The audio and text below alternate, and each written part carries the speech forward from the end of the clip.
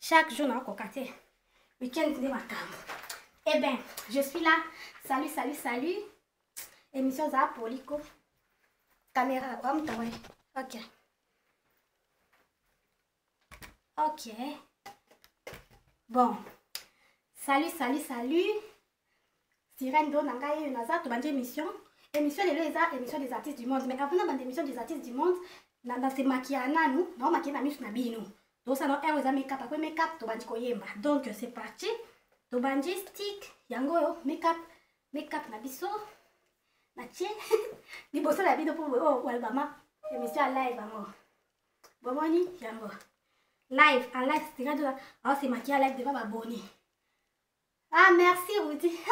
Mais ici, nous, les musique, dans la surprise, mon nom, mon amour, dans la bombe, les grande surprise. Bon, les émissions d'Abisso, artistes d'Abisso, Tokoyemba, Otoza, invité à les Fali Poupa, parce que Fali Poupa, tu vois, émission, ça concept les artistes du monde. Donc, ils ont Congolais, ils ont Français, Belges, Américains, tout le monde, bon, les Kaba, oh, bon, bien les stars du monde. Donc, les stars du monde, on va marquer les âmes d'Abisso. Nga sirène dona nazo ko expliquer banzimbo na bango et comme le quoi nazo expliquer nzimbo na bango quoi histoire parce que tango ba artiste ba embaka banzimbo au fond et kachaka ba histoire mais biso to ba mat to landa ba histoire te to landa plus mélodie donc nga sirène dona musala na masiko ezali na au mona vous dit zalaka surprise on dit maté ya kitoko je te jure kala mingi te na ba ça c'est make-up na sika make-up maman surprise bon la kisi bino eza wana yango wana bon mon ka sikoyo tanda se maquiller non bon émission na biso concept na les stars du monde des anini naza ko raconter histoire ya chanson artiste a raconter histoire d'amour eza nini eleki na kati eza nini donc nazo raconter nazo ko expliquer lisu na ndenge na nga sentiment na ngai artiste siko eza ba artiste nyonso basi mibali les artistes du monde na lobby bien monde des abatunions c'est ça ka ba congolais parce que musique est internationale donc à sirène donne na zui inspiration wana eza concept na nga motuta za nango c'est là ozomona kala mingi to okama bon non ça mbang to chasko rouge à lèvres za poli rouge à lèvres ko sanga boete rouge à lèvres za ya on a bon c'était boto bandi na rouge c'est quand là yo bon na ba bonné na non tu make-up na misa ba bonné tonto bana naza non pour nous autres nini non c'est émission na nga donc avant ba émission non c'est maquillé avec monsieur bana bomo na misu na bino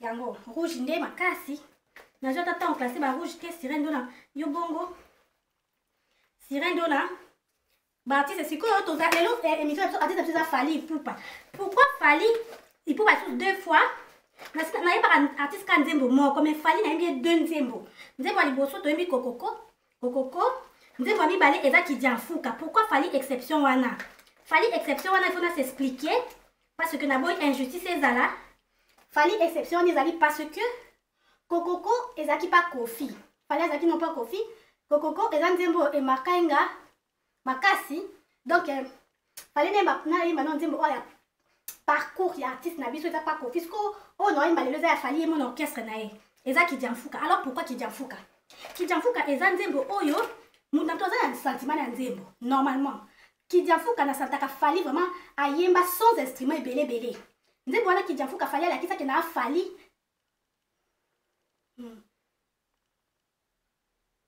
nazozwa temps nzembo wana kidianfuka Fali alakisaki non ma musique naza donc aprouva te menga na santaka parce que alinga d'instrumenté abetaka na guitare so na abeta na guitare mais abeta plus ye Fali ye moko à s'exprimer en tant qu'artiste.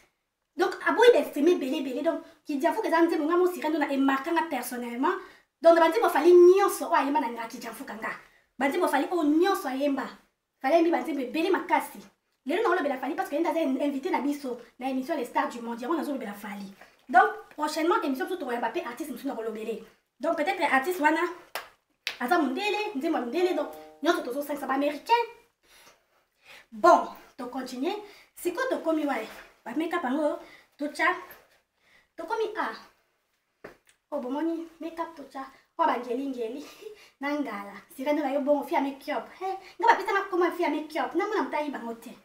Fali aza un bon artiste parce que les locaux toujours le artiste comme azo représenter drapeau na biso à l'international bazo sa fierté ya mboka na biso parmi bango fali pe il fait partie donc ngai naza fan te o fani na sala ki fanatisme non émission ezali émission eza toujours le artiste nyonso sans polémique sans qui fan non c'est l'artiste bon tu as au moment de oyo c'est quand même fier na sala émission des artistes des stars lelo na wala tamini loko star na sabi que dans sa camarade star bonjima te na loba na sa camarade star wanda pesa ngwa musique na vie faut na camarade star na zwa chance wana na vie na beta libako na zero donc na wala tamini lelo elo comme star na simba ngodo na wala ngo na za na ngo awa nde surprise pour bato bando ba kesika nous a le couteau yeba na star o sa fierté à musique africaine oui icône d'Afrique na yeba ni ami nanga pire camarade nanga donc na wala sabino elo star wana simba na za na pesa ngo na za nango donc les surprise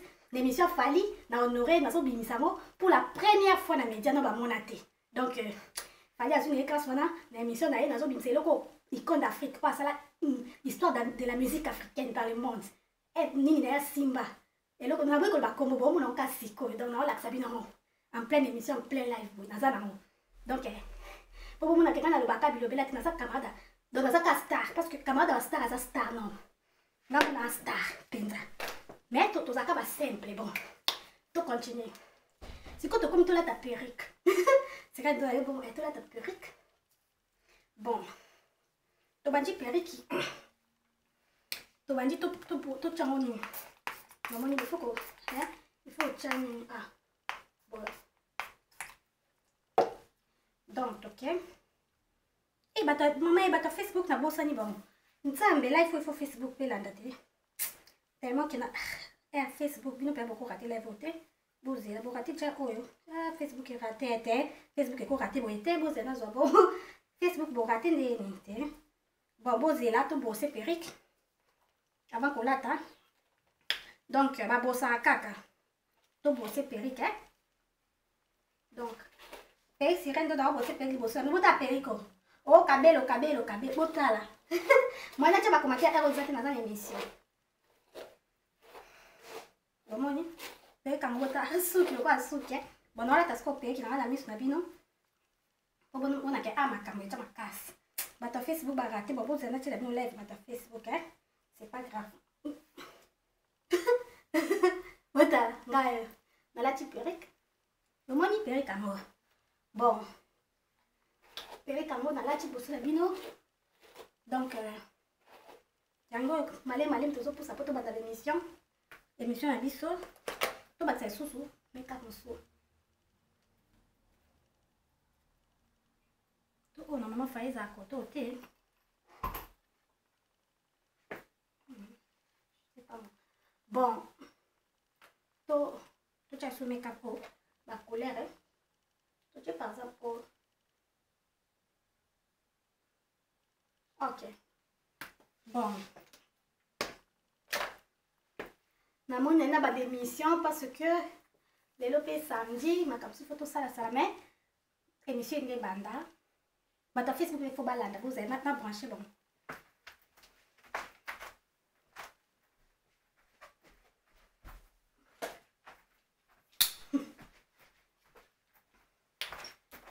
donc na ye en tout cas franchement ba mindo oh normalement fallait ça contour tu comme ka bon hier aussi ok déjà bata Facebook ba kolanda te parce que pendant la musique je suis désolée ma camarade na Facebook moi la démission parce que faut na ça la téléphone yo bon bomoni nde na tie to penis suki oui biso basi to linga perruque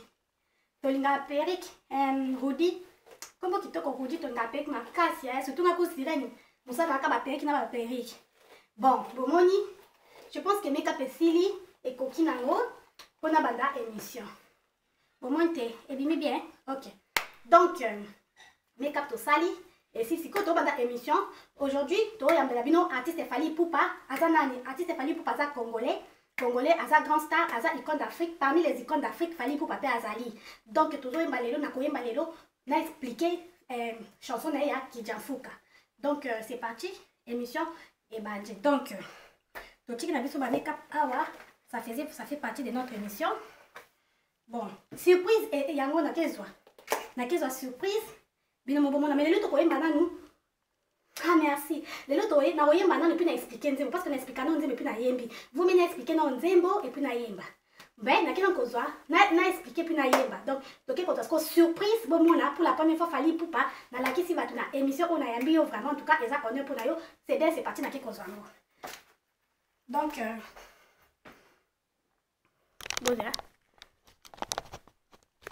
Boza naza na kezwa la surprise yangoyo ya Rudy surprise yango guitare nanga guitare yango toyemba na nzembo ya Kijafuka ya Fally Ipupa omoni guitare kitoko yango sirendo na guitare icône d'Afrique aza grand musicien ya monde oyo a camarade nanga abeta na guitare na présentant na moja abeta na guitare nazaka pani azwi guitare nango abeti donc eza déjà na ba touche na ende balobaka eza ma historique guitare parce que so na bi komboni ba nyos pe ba ebi ba kamwa bon oui abeta na guitare na nani oyo ba nyos sirete na guitare esa te non guitare esa là Rudy wa piomoni si concept à monsieur Zaboy. Toyemba nanu, naembaka ba morceau puis na expliquer. Ou bien naembi mba moko. Donc toyemba Kijafuka de Fally Ipupa, du Cap la Merveille, c'est parti. Parce qu'il faut na yoka. Fallait abimisi na guitare nanga, yango yo. OK. Non mais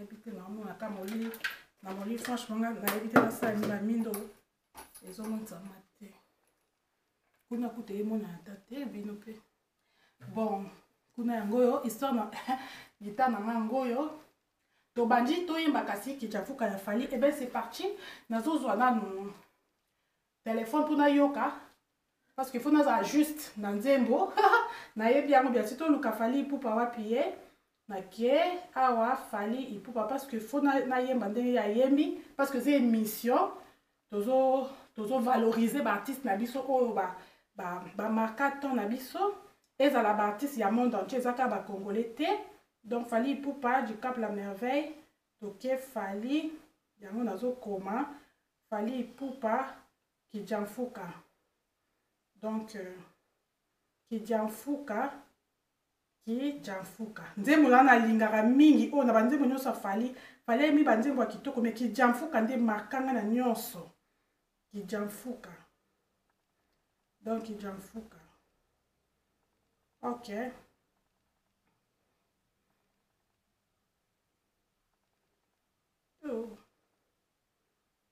donc Fally Ipupa Kijafuka ezali eza nzembo na ye ya droit chemin ya album na ya droit chemin oui batisa le monde entier nde émission na ngai Fally yeyo OK droit chemin Kijafuka donc na oluka parce qu'il faut na yemba pour appuyer Kijafuka oiza Kijafuka wow Fally Kijafuka eza wapi bon je sais pas to bandela mosusu po eza nzembo nini toyoka Fally c'est parti toza poussa la côté kuna parce que mama pardon ki mokongo dans les yinda en tout cas vidéo ba mona bien te na présenter bino mwinda yo sana owe mwinda pour déranger parce que guitare faut pas mona na guitare na bien OK guitare en vous voyez yango guitare en haut bota na présentant mouvement ça c'est ça guitare na yango omoni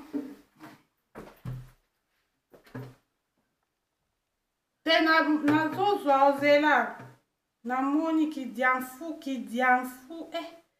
bakomango niza toyoka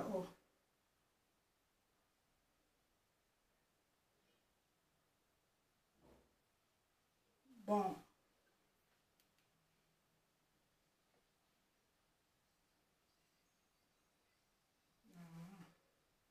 Zele koyaka tomona. Zela.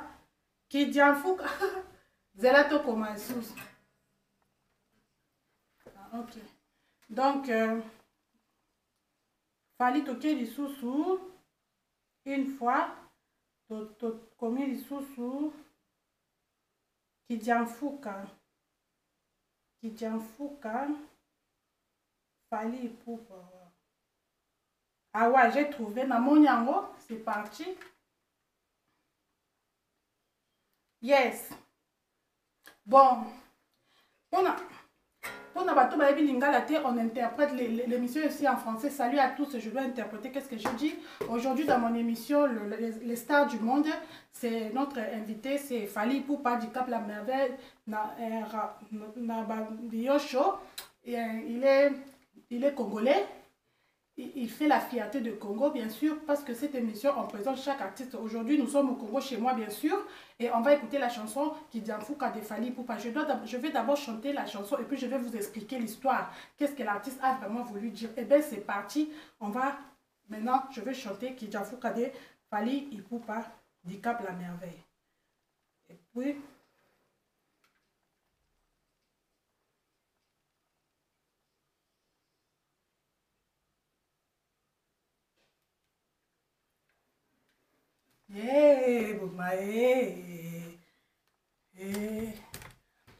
Oyoki malili nebo eske okondimanga soki nayebisi yo ye te nalingaka elili na yo liboso namona yo ye. Ah, mon amour. Eske okondimanga soki nayebisi yo ye te nalingaka elili na yo liboso namona yo ye. Paulo de Souza. Zalaki sufe bolingo yango wana nazangaki maloba ya sika ya kodécrire yo nango e. Paulo de Souza. Mapata eza kombo na ngai, mapata ebinga mure. Salut mama Kiko, eyebi te uta na motama. Na bimana ne poso ya bolingo te ye. Ikolo na yo na komi koyeko, ba geste ya sika. Salut mama Kiko, ikolo na yo mongongo na ngai komi ya bebe. Nanya pisanga pouvoir on a telemisa tango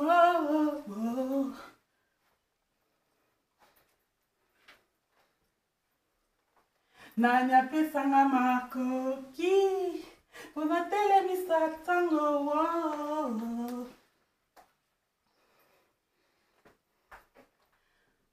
yo panza sango tena simu mwabalingo Bono kota kati baso yo bwaki na mabele na zelaka anatanda yo pesanga beze yeah. Nanya kelanga bolo tendresse pe anzambe sinyaso la ponyo beye Ngana la kelie, c'est infidélité.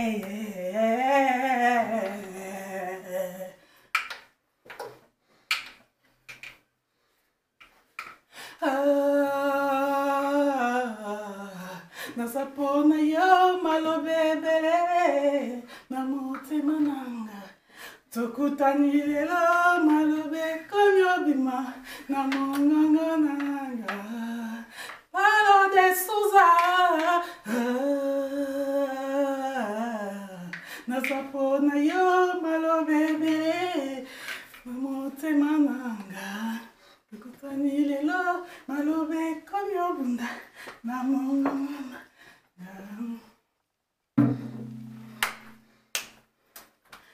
Pamba. Paolo de Souza, boss de boss. Mobile ya Blandine Weshie. Benyanya ki Dianfuka, Paolo de Souza. Mutuna kota kata na ye. Oyo na kota katekala. Ezala, nyongo ya bolingo na yo. Omen, kabisa Paolo. Ola, kisanga nzela. Ya motema na Paolo.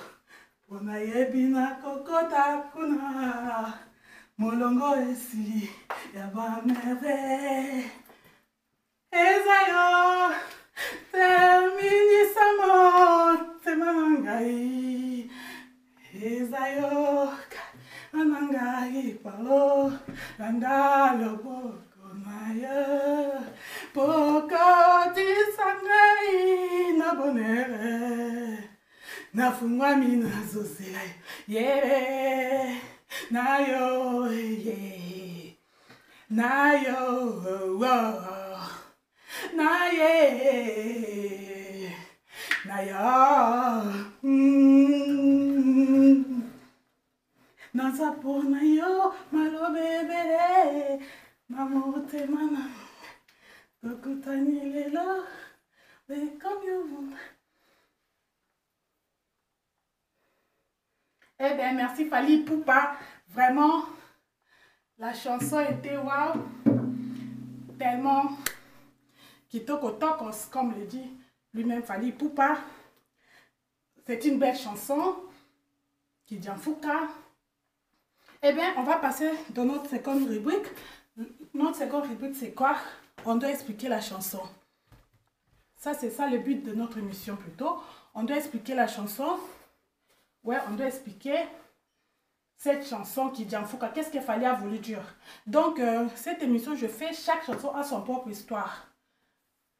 Eh oui, maman, très close, moi si denzoto. Eh, loquette, qu'est-ce que Fally Ipupa a voulu dire dans cette chanson? Donc, moi, Sirène Dona, mon concept, c'est quoi? Je raconte les chansons comme les histoires. Donc, on va commencer maintenant notre deuxième rubrique. Donc, je vais chanter peu à peu et je vais raconter l'histoire de Kidianfuka. C'est quoi au juste la chanson Kidianfuka? Ça, c'est selon moi, mon sentiment Sirène Dona. Eh bien, c'est parti. Donc, nous sommes maintenant dans notre deuxième rubrique, où nous allons commencer par, sans plus tarder, interpréter la chanson Kidianfuka de Fally Ipupa qu'on vient de chanter. Parce que vous voyez, le but de cette émission, c'est quoi? Dans la musique, il y a toujours des messages. Quand on chante, il y a les différents messages.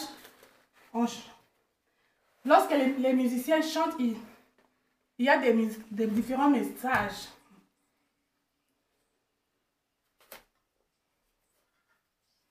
Donc,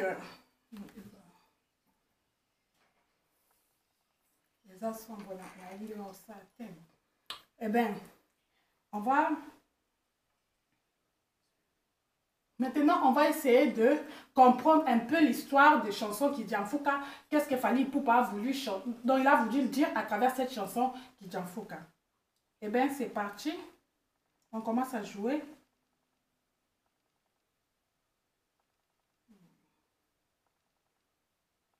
Fally Ipupa Kidianfuka. Aye, bumae. Boyoki malili. Mais bo poussa ni moto te. Esko konji manga. Soki na yebisi yo. Ke na linga ka elili na yo. Liboso na mona yo. Alors mon amour. Eh bien, la chanson c'est parti. Fally Ipupa dit, est-ce que konji manga soki na yebisi yo ke na zela ke elili na yo. Liboso na mona yo, oh mon amour. Maintenant, on doit savoir qui est mon amour. Pourquoi? Il dit qu'il attend d'abord de voir l'ombre de son amour avant de le voir. Est-il amoureux ou non? Donc, tout ça, on va découvrir ça en écoutant notre chanson. Eh bien, c'est parti. On doit savoir comment s'appelle le nom de son amour. C'est qui? Et qu'est-ce qui se passe entre leurs relations amoureuses. Donc, c'est parti, on continue. Eh bien,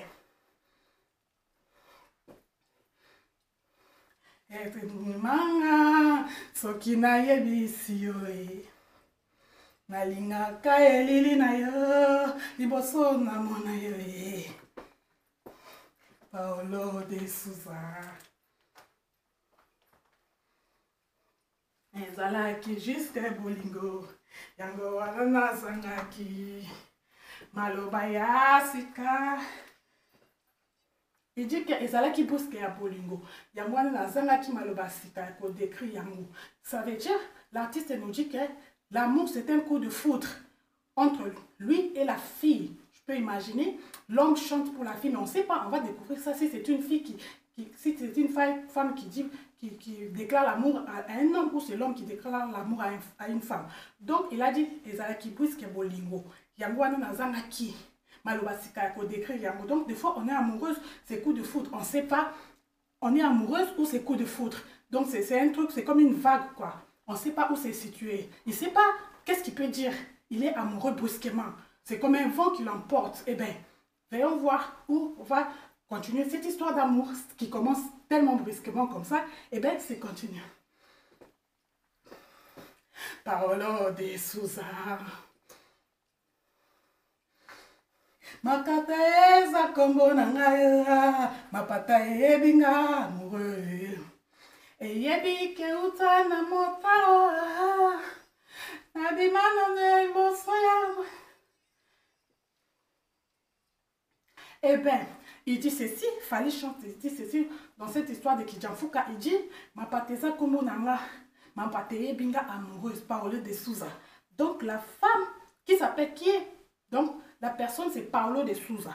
Donc, Paulo de Souza, peut-être c'est un homme, je peux imaginer. La femme chante en exprimant l'amour de son amant qui est Paulo de Souza. C'est un garçon parce que Paulo, c'est un nom d'un homme, quoi. La femme, maintenant, qui s'exprime, il dit ma pateebi kombo nanga, ma pateebi nga amoureuse. Donc, le ciel, c'est que je suis maintenant tombée amoureuse de qui? De Paulo de Souza.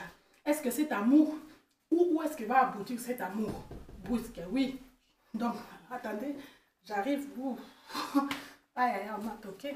Juste une minute. Attends.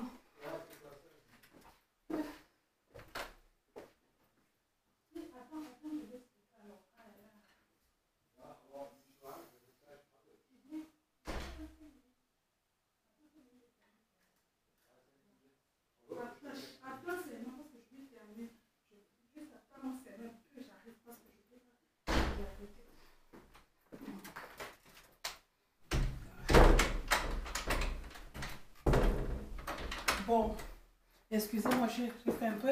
Il a dit, ma pateza, comme vous ma patée bien amoureuse, ça veut dire la femme est amoureuse du Paulo de Souza. Et on continue.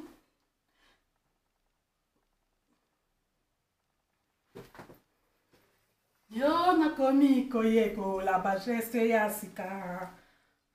Likolo na yo mongongo nangae komi ya bébé.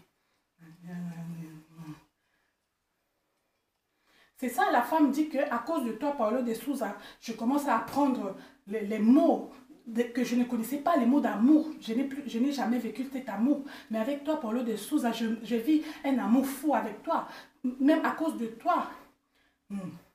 À cause de toi, ma voix est devenue comme une voix de bébé. Ça veut dire qu'on parle de bébé, ce n'est pas le bébé qui est né, bien sûr. C'est les bébés où tu n'as pas d'expérience en amour. Donc, en ce sens-là que l'artiste parle pour pas dire. Ça veut dire tu peux avoir des relations amoureuses. Tellement beaucoup peut-être, ou moins. Mais tu n'es pas encore tombé amoureux dans ta vie. La femme dit que pour la première fois, il tombe amoureux, c'est avec Paulo de Souza. Donc, elle découvre un monde qui n'a jamais été. Donc, ce n'est pas son monde d'être amoureux, mais c'est la première fois. Donc, ça fait des frissons. Et bien, voilà, on continue. Qu'est-ce qui va aboutir? Où est-ce qu'il va s'aboutir cette histoire? Ok, d'amour. Sanga pouvoir pour notre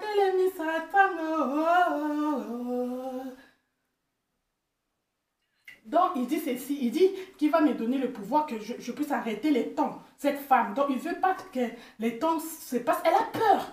Elle a peur du temps. Elle ne sait pas qu'est-ce que le temps va l'apporter. Peut-être Paulo de Souza va s'en aller. Ou peut-être Paulo de Souza va rester. Elle a peur. La femme a peur de l'amour de sa vie qui est Paulo de Souza. Donc la femme s'exprime. Elle a peur que le temps avance parce que les choses changent aussi à partir du temps. Donc le temps change des choses. On peut être amoureux d'un homme, on a peur de le perdre. C'est ça. Donc Paulo, la femme, l'amoureuse de Paulo de Souza a peur de perdre Paulo de Souza. Donc c'est ça qu'il dit. Il dit qu'il va me donner l'honneur de faire arrêter le temps. Il ne veut pas que le temps passe. Il veut rester seulement là parce qu'il veut garder Paulo pour lui, pour elle seule. Donc c'est un peu ça. Eh bien, on continue. Donc, voilà. Attendez parce que...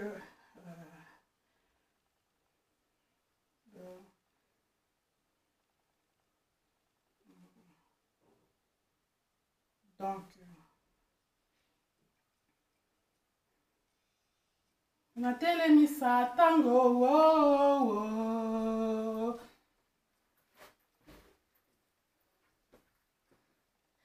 Napesanga makoki, natelemisa tango, oh, oh.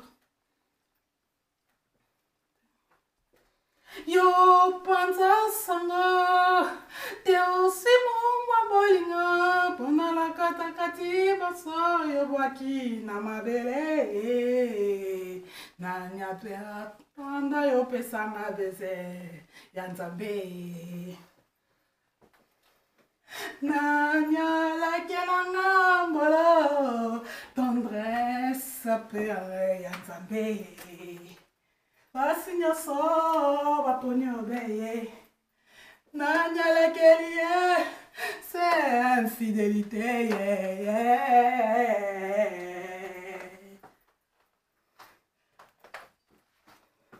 Donc, la femme s'explique, elle a peur. Pourquoi? Parce que beaucoup de femmes, plusieurs femmes désirent Paulo de Souza. Donc peut-être, je ne sais pas qui est Paulo de Souza, peut-être c'est un homme qui est attirant, peut-être il est tellement beau, parce que la femme a dit que c'est infidélité. C'est-à-dire, il y a un problème, Leur problème maintenant c'est où? Tout avant, la relation amoureuse était bien, les deux sont amoureux. Mais avec le temps passe maintenant, la femme découvre que non, Paulo de Souza est séduisant. Il est séduisant. Il séduit les femmes. Avec sa beauté, peut-être. Avec sa beauté, peut-être sa beauté, il est tellement beau. Ou charme, avec ses charmes, il séduit les femmes. Et cette copine ne sait pas comment protéger que Paulo de Souza reste seulement avec elle. Donc, elle dit que Basignon Sobalingio Beyo, dans laquelle c'est infidélité. La femme, elle maudit en fait son copain. Elle dit que non, dans laquelle c'est infidélité. Ça veut dire que c'est une malédiction. Tu resteras infidèle de toute sa vie, de toute ta vie, Paulo de Souza. Donc c'est ça que dit la chanson. Donc moi je ne ajoute rien, j'interprète seulement l'histoire de la chanson.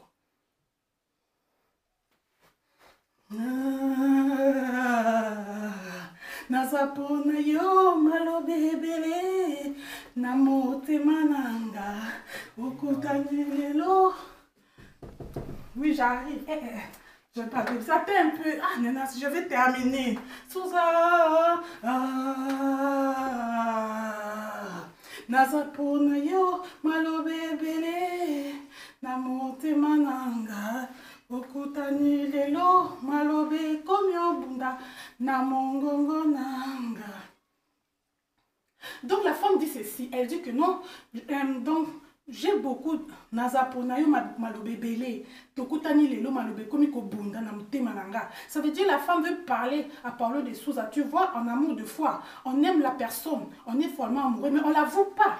La femme n'avoue pas qu'elle est peut-être amoureuse de Paulo de Souza, peut-être. Elle ne l'avoue pas, mais elle veut l'avouer, mais elle ne sait pas comment le dire.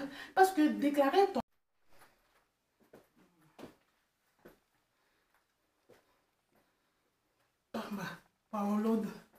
Paulo de Souza, boss de boss, mobile ya Blandine wechiye. Benanga kijan fuka, Paulo de Souza. Mutuna kutaka na kutaka na kutaka teba. Edala nyongo ya bolingo na yo.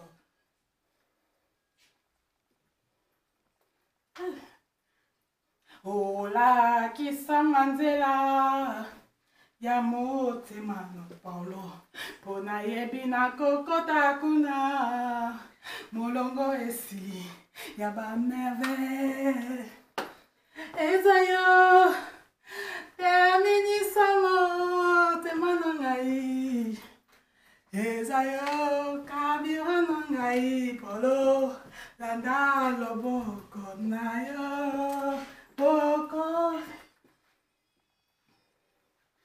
Vraiment, la femme dit que non, c'est toi, Paolo, tu es le carburant de mon cœur. Donc, ma vie, je vis pour toi. Vraiment, je n'ai rien à faire, c'est toi l'homme de ma vie. Donc, la femme exprime que c'est seulement toi l'homme de ma vie. Donc, ici, on va un peu répéter là où il a dit ça.